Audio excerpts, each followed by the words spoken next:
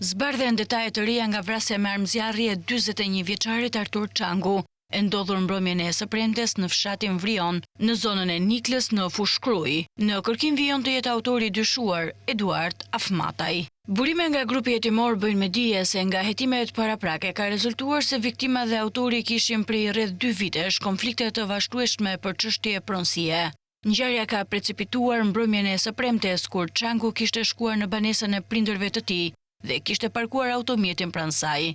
Ky veprim ka shkaktuar reagimin e menjëhershëm të Afmatajt, i cili ka dalë nga banesa dhe ka nisur një debat me 41 vjeçarin, duke pretenduar se makina i kishte bllokuar rrugën. Debati mes tyre është përshkallëzuar në konflikt fizik, ku në një moment autori dyshuar ka marrë një armë gjahu tip çifte dhe ka qelluar për vdekje Çangun. Pas krimit, Afmataj ka njoftuar vetë policinë dhe më pas është larguar nga vendngjarja, duke humbur gjurmët. Forcat e policisë kanë ushtruar kontrolle në zonë, por deri më tani nuk kanë arritur ta lokalizojnë dhe arrestojnë autorin e dyshuar. Trupi i pajetë 41 vjeçarit u gjet në një kodër me ullishte, disa metra larg banesës së babait të tij. Grupi hetimor po vijon punën për kapjen e autorit dhe dokumentimin e plotë të rrethanave të ngjarjes.